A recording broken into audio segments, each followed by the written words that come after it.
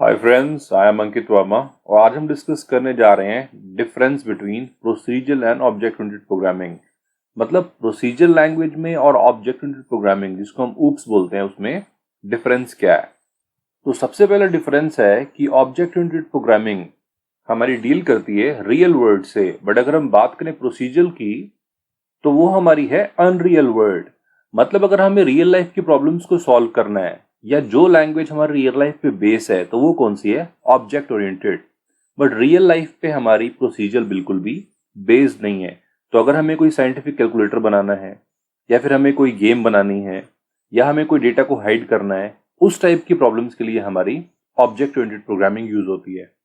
Next difference है, object oriented programming के अंदर लार्ज और कॉम्प्लेक्स प्रोग्राम को हम इजीली बना सकते हैं, बट अगर हम बात करें प्रोसीजरल की तो उसमें हम सिर्फ मीडियम लेवल के प्रोग्राम बना सकते हैं। तो अगर आपको कोई बहुत बड़ा प्रोग्राम बनाना है, काफी कॉम्प्लेक्स है, साइंटिफिक प्रोग्राम है, या फिर अगर आप कोई सैटेलाइट को कंट्रोल करना चाहते हो, ऐसा प्रोग्राम बनाना चाहते हो, तो उस केस में हमें ऑब्जेक्ट ओरिएंटेड प्रोग्रामिंग की हेल्प लेनी पड़ेगी। नेक्स्ट डिफरेंस है, हमारी ऑब्जेक्ट ओरिएंटेड प्रोग्रामिंग के अंदर एक रीयूजेबिलिटी का कंसेप्ट है। मतलब हम किसी भी चीज को रीयूज कर सकते हैं। तो ये कंसेप्ट कहां से आया है? इनहेरिटेंस से।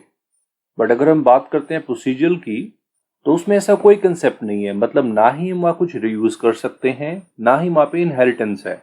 इनहेरिटेंस को समझने के लिए मैं एक एग्जांपल लेता हूं। सपोज करते हैं कि मेरे पास एक कोड पड़ा हुआ है जो कि है क्लॉक की कोडिंग, मतलब इससे क्लॉक चलती है। और मेरे पास एक और कोड पड़ा हुआ है जो कि है स्टार्ट मेन्यू का कोड। अब सपोज मुझे एक टास्क मिला है कि मुझे एक विंडो डेवलप करनी है। अब विंडो डेवलप करने के लिए मैं दोबारा से क्लॉक की कोडिंग नहीं लिखूंगा, मैं उस कोड को रीयूज कर लूंगा। ऐसे ही मैं ही स्टार्ट मेन्यू की कोडिंग नहीं लिखूंगा, उसको मैं रीयूज कर लूंगा। इसको बोलते हैं इनहेरिटेंस। जैसे हमें पता है कि हमारे पेरेंट्स की प्रॉपर्टी हमारे अंदर होती है, हमारा फेस उनसे मिलता है या फिर हमारी हाइट उनसे मिलती है, तो यानी कि मदर और फादर की प्रॉपर्टी बच्चों में आती है। इसी तरह से अगर हम किसी क्लास को या किसी कोड को हम किसी और क्लास में या कोड में यूज कर रहे हैं, उसको बोलते हैं इनहेरिटेंस। मतलब हम उसको रीयूज कर रहे हैं। तो ऑब्जेक्ट ओरिएंटेड प्रोग्रामिंग में ऐसा पॉसिबल है, लेकिन प्रोसीजरल में ऐसा कोई कंसेप्ट है ही नहीं। नेक्स्ट डिफरेंस है कि ऑब्जेक्ट ओरिएंटेड प्रोग्रामिंग के अंदर क्लास का कंसेप्ट होता है। ये क्लास का कंसेप्ट आया है एनकैप्सुलेशन से। बट अगर हम बात करें प्रोसीजरल लैंग्वेज की तो इसके अंदर क्लास का एनकैप्सुलेशन का कोई भी कंसेप्ट नहीं है। तो अगर हम बात करें ऑब्जेक्ट ओरिएंटेड के अंदर तो हम कोई भी क्लास बना सकते हैं, उस क्लास के अंदर हम डेटा को हाइड कर सकते हैं। इसको समझने के लिए हम एक एग्जांपल लेते हैं। क्लास होती क्या है? क्लास है हमारा डेटा मेंबर्स का और मेंबर फंक्शन का कॉम्बिनेशन। अब डेटा मेंबर्स क्या होते हैं? हमने सी प्रोग्रामिंग में पढ़ा हुआ है कि सपोज करते हैं कि एक स्टूडेंट है, उस स्टूडेंट का कोई भी आईडी है, तो उस स्टूडेंट की आईडी को मैंने सपोज एस आईडी बोल दिया। तो इंटीजर टाइप का मैंने एक वेरिएबल ले लिया स्टूडेंट आईडी, तो इसको हम बोलते हैं डेटा मेंबर या फिर वेरिएबल। और ऐसा भी हो सकता है कि एक फंक्शन हो, सपोज करते हैं मैंने एक वॉइड से एक फंक्शन बना दिया जिससे कुछ डिस्प्ले हो रहा है, तो वॉइड डिस्प इसका मैंने नाम दे दिया। इसके अंदर कोई भी कोडिंग हो सकती है, तो इसको हम बोलते हैं फंक्शन या फिर मेंबर फंक्शन। अब क्लास बोलती है कि जो भी आपके वेरिएबल्स हैं यानी कि डेटा मेंबर्स हैं और फंक्शन है यानी कि मेंबर फंक्शन, तो वेरिएबल और फंक्शन को कंबाइन कर दो। यानी कि उनको हमने एक ही बॉडी के अंदर डाल दिया। अब एक बॉडी के अंदर डालने से हमने क्या किया, उसको एक नाम दे दिया। सपोज करते हैं उसको हमने नाम दे दिया क्लास। और क्लास सपोज करते हैं मैंने अपना ही नाम दे दिया इसके अंदर, क्लास अंकित। तो ये क्या हो गई, एक अंकित नाम की क्लास हो गई जिसके अंदर स्टूडेंट की आईडी है और एक फंक्शन है। तो इसको हम बोलते हैं क्लास यानी कि एनकैप्सुलेशन।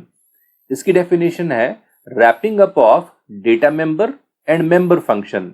मतलब जोड़ना डेटा मेंबर को और मेंबर फंक्शन को एक साथ, उसको बोलते हैं क्लास। तो ये कंसेप्ट ऑब्जेक्ट ओरिएंटेड प्रोग्रामिंग के अंदर है लेकिन प्रोसीजरल में नहीं है।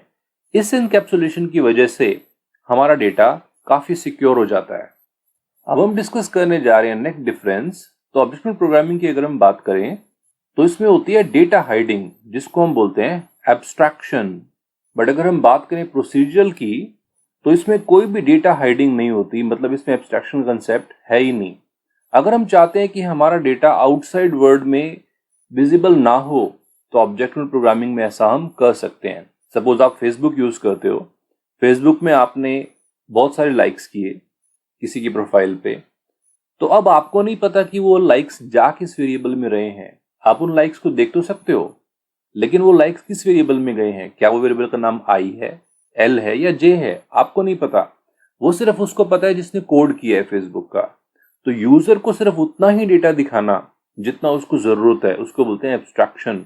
या फिर डेटा को हाइड कर देना जो उसको रिक्वायरमेंट नहीं है, तो इसको बोलते हैं डेटा हाइडिंग। तो डेटा हाइडिंग हमारा आता है एब्स्ट्रैक्शन से। इसके बाद नेक्स्ट डिफरेंस है कि ऑब्जेक्ट प्रोग्रामिंग के अंदर एक्सेस स्पेसिफायर्स होते हैं, जैसे कि पब्लिक, प्राइवेट एंड प्रोटेक्टेड। मतलब इन तीनों को यूज करके हम इजिली क्लास को कंट्रोल कर सकते हैं और डेटा हाइडिंग को अचीव कर सकते हैं। बट अगर हम बात करें प्रोसीजरल की, तो इसमें ऐसा कोई भी कंसेप्ट नहीं है। मतलब इसमें एक्सेस स्पेसिफायर होते ही नहीं है। पब्लिक, प्रोटेक्टेड, प्राइवेट, कोई ऐसे वर्ड्स है ही नहीं प्रोसीजरल में। तो इन एक्सेस स्पेसिफायर से ही हम एब्स्ट्रैक्शन को अचीव कर सकते हैं, मतलब डेटा को हाइड कर सकते हैं। अब अगर हम बात करें क्लास की, क्लास के अंदर हम एब्स्ट्रैक्शन डेटा हाइड कैसे कर सकते हैं इन तीन वर्ड्स को यूज करके। हमने क्या किया, क्लास यानी कि जो कि इंस्कैप्सुलेशन का पार्ट है, क्लास के अंदर हमने क्या किया, वेरिएबल्स को और फंक्शन को आपस में कंबाइन कर दिया। इसको हम बोलते हैं एनकैप्सुलेशन। लेकिन ये हमने क्यों किया, रीजन ये है, अब ये क्लास एक तरह से बॉक्स बन गया। अब इस बॉक्स के बाहर अगर मैं यहां लिख देता हूं सपोज पब्लिक, अब इसका क्या मतलब हो जाएगा, ये क्लास मेरी पब्लिक है, मतलब इसके मेंबर्स को कोई भी एक्सेस कर सकता है। लेकिन अगर मैं यहां पे लिख देता हूं प्राइवेट, प्राइवेट का मतलब ये क्लास हो गई मेरी प्राइवेट, इसका मतलब इसके मेंबर्स को सिर्फ इसके ही फंक्शन यूज कर सकते हैं। और अगर मैं यहां पे लिख देता हूं प्रोटेक्टेड, प्रोटेक्टेड का क्या मतलब होता है कि कोई और क्लास उसको यूज कर सकती है। यानी कि सपोज मैंने कोई और क्लास बनाई है तो वो उसको यूज कर सकती है। तो आप देख सकते हो कि ये तीन जो वर्ड्स हैं, प्रोटेक्टेड, पब्लिक और प्राइवेट, ये है एक्सेस स्पेसिफायर। ये होते हैं ऑब्जेक्ट प्रोग्रामिंग के अंदर, जिससे हम क्लास को प्राइवेट भी बना सकते हैं, मतलब डेटा को हम हाइड भी कर सकते हैं। अब हम डिस्कस कर रहे हैं next difference, object oriented programming वो है मोर सिक्योर, बट अगर हम बात करें प्रोसीजरल की तो वो है लेस सिक्योर। अब ये ऑब्वियस सी बात है कि जब अगर इसके अंदर हम डेटा को हाइड कर सकते हैं एक्सेस स्पेसिफायर लगा के, तो ये ज्यादा सिक्योर है। अगर मैं चाहता हूं कि मेरे कुछ वेरिएबल्स किसी को ना दिखें, सपोज फेसबुक के लाइक्स ही हैं या इंस्टाग्राम के लाइक्स हैं जो कोई ना देख सके उस वेरिएबल को, तो मैं उसको हाइड कर सकता हूं प्राइवेट करके। तो यानी कि ऊप्स हमारी ज्यादा सिक्योर है प्रोसीजरल से। अब इस पे नेक्स्ट डिफरेंस है, ऑब्जेक्ट प्रोग्रामिंग जो है हमारी वो है बॉटम अप अप्रोच, मतलब नीचे से ऊपर की तरफ जाना। लेकिन अगर हम प्रोसीजर की बात करें तो वो है टॉप डाउन अप्रोच, मतलब ऊपर से नीचे की तरफ आना। टॉप डाउन और बॉटम अप को समझने के लिए मैं एक एग्जांपल लेता हूं। सपोज करते हैं कि मेरे पास एक मेन प्रोग्राम है और उसके अंदर दो छोटे छोटे फंक्शंस हैं। सपोज उनका नाम है पहले वाले का फंक्शन 1 और दूसरे वाले का है फंक्शन 2। तो सबसे पहले हम डिस्कस करते हैं टॉप डाउन अप्रोच, जो कि यूज करती हैं प्रोसीजरल प्रोग्रामिंग जैसे कि सी प्रोग्रामिंग। तो इसमें क्या होता है टॉप डाउन अप्रोच में, कि सबसे पहले हमें एक बिगर प्रॉब्लम लेनी है, जैसे कि मेन हमारा एक बड़ी प्रॉब्लम है। उसके बाद हमें उसको स्मॉल स्मॉल पार्ट्स में डिवाइड करना है और उनको सॉल्व करना है।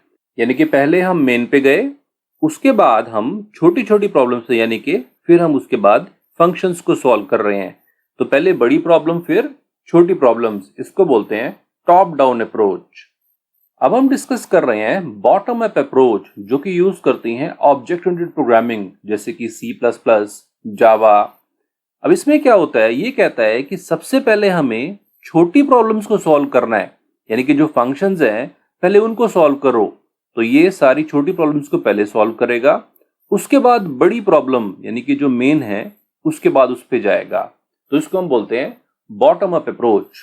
तो टॉप डाउन में क्या होता है, बड़ी प्रॉब्लम होती है, बड़ी प्रॉब्लम को हम डिवाइड करते हैं और उसको फिर सॉल्व करते हैं। बॉटम अप में क्या होता है, छोटी प्रॉब्लम्स होती हैं, हम पहले उसको सॉल्व करते हैं फिर बड़ी प्रॉब्लम पे जाते हैं। अब हम नेक्स्ट डिफरेंस स्टडी कर रहे हैं। अगर हम बात करें ऑब्जेक्ट ओरिएंटेड प्रोग्रामिंग की, तो program is divided into objects. मतलब इसमें प्रोग्राम हमारा जो होता है वो छोटे छोटे पार्ट में डिवाइड होता है, उसको हम बोलते हैं ऑब्जेक्ट। लेकिन अगर हम बात करें प्रोसीजरल की, program is divided into function. मतलब प्रोग्राम के छोटे छोटे टुकड़े होते हैं जिसको हम बोलते हैं फंक्शन। जैसा कि हमने डिस्कस किया कि हमारा एक मेन प्रोग्राम है और उसके अंदर छोटे छोटे फंक्शंस बना दिए, सपोज एक सम नाम का फंक्शन बना दिया, एक डिस्प्ले का फंक्शन बना दिया, तो ये कंसेप्ट फॉलो होता है प्रोसीजर प्रोग्रामिंग के अंदर। लेकिन अगर हम बात करें ऑब्जेक्ट ओरिएंटेड के अंदर, तो यहाँ पे होते हैं ऑब्जेक्ट्स। ऑब्जेक्ट ओरिएंटेड प्रोग्रामिंग के अंदर हम क्लास क्रिएट करते हैं। क्लास क्या है? इसके अंदर होते हैं वेरिएबल्स और फंक्शन, इनको कंबाइन करके बनती है क्लास। अब इस क्लास को बहुत सारे लोग एक साथ एक्सेस कर सकते हैं। अब वो लोग कौन है? सपोज करते हैं इस क्लास का मैंने एक ऑब्जेक्ट बना लिया। सपोज करते हैं उस ऑब्जेक्ट का नाम ले लिया मैंने ओबीजे, यानी कि ओबीजे से ऑब्जेक्ट 1। तो ये ऑब्जेक्ट 1 इस क्लास के मेंबर्स को अपनी तरह से यूज कर सकता है। उसकी अपनी स्टूडेंट आईडी होगी, अपनी तरह से फंक्शन यूज करेगा। पैरेलली एक और ऑब्जेक्ट अगर हम क्रिएट कर रहे हैं, सपोज उसका नाम मैंने दे दिया obj2, तो यानी कि एक और ऑब्जेक्ट बन गई, उसकी अपनी आईडी हो सकती है, अपनी तरह से वो फंक्शन को यूज करेगा। ऐसे ही मैं सपोज करते हैं एक और ऑब्जेक्ट बना लेता हूं जिसका नाम है obj3। तो ये थर्ड ऑब्जेक्ट है, इसकी अपनी आईडी होगी, अपनी तरह से फंक्शन को यूज करेगा। मतलब इस क्लास को ये ऑब्जेक्ट्स पैरेलली यूज कर सकते हैं अपने अपने डेटा के साथ। तो इस तरह से हम प्रोग्राम को, बड़े प्रोग्राम को छोटे छोटे पार्ट्स में डिवाइड कर सकते हैं और पैरेलली रन भी कर सकते हैं। ये कंसेप्ट है ऑब्जेक्ट ओरिएंटेड प्रोग्रामिंग का। तो क्लास को एक्सेस करने के लिए हमें उसके ऑब्जेक्ट्स बनाने पड़ते हैं। अब हमें जितने भी ऑब्जेक्ट्स चाहिए हम उतने ऑब्जेक्ट क्रिएट कर सकते हैं और क्लास को पैरेलली एक्सेस कर सकते हैं। अब हम नेक्स्ट डिफरेंस डिस्कस कर रहे हैं। ऑब्जेक्ट ओरिएंटेड प्रोग्रामिंग के अंदर it is easy to add data and function. मतलब अगर कोई कोड आपके पास लिखा हुआ है ऊप्स के अंदर, अगर आप चाहते हो उसमें डेटा को ऐड कर दूं, फंक्शन को ऐड कर दूं, तो बहुत ही इजी है। लेकिन अगर हम बात करें प्रोसीजरल प्रोग्रामिंग की, it is not easy to add data and function. मतलब प्रोसीजरल प्रोग्रामिंग के अंदर अगर आप चाहते हो कि मैं डेटा को ऐड कर दूं या फंक्शन को ऐड कर दूं प्रोग्राम में, तो ये इतना ईजी नहीं है जितना हमारे पास ऊप्स में ईजी है। अब हम डिस्कस कर रहे हैं नेक्स्ट डिफरेंस। अगर हम बात कर रहे हैं ऊप्स की, data is more important than function. मतलब ऊप्स के अंदर डेटा की वैल्यू ज्यादा है, तो ज्यादा वेटेज उसमें डेटा को दी जाती है रादर देन फंक्शन के। बट अगर हम बात करते हैं प्रोसीजरल प्रोग्रामिंग की, function is more important than data. मतलब प्रोसीजरल में फंक्शन की इंपॉर्टेंस ज्यादा है रादर देन डेटा के। अब हम डिस्कस कर रहे हैं नेक्स्ट डिफरेंस। अगर हम बात करते हैं ऑब्जेक्ट ओरिएंटेड प्रोग्रामिंग यानी कि ऊप्स की, तो ये कौन कौन सी लैंग्वेजेस सपोर्ट करता है? तो C++, जावा, पाइथन, सी शार्प, ये सारी की सारी हैं object oriented programming language. But अगर हम बात करें प्रोसीजर लैंग्वेजेस की, तो सी, फॉर्टन, पास्कल, बेसिक, ये सारी की सारी हैं प्रोसीजर प्रोग्रामिंग लैंग्वेज। तो अगर हमें रियल लाइफ की प्रॉब्लम्स को सॉल्व करना है, हमारे पास encapsulation, polymorphism, inheritance, data hiding, reusability, object, classes, ये सारे के कंसेप्ट हमें यूज करने हैं, तो हमारे पास है ऑब्जेक्ट ओरिएंटेड प्रोग्रामिंग लैंग्वेजेस जो कि हैं C++, जावा, पाइथन और सी शार्प। तो ये हमारी सारी हैं ऊप्स की लैंग्वेजेस। तो आज के लिए इतना ही। Thank you.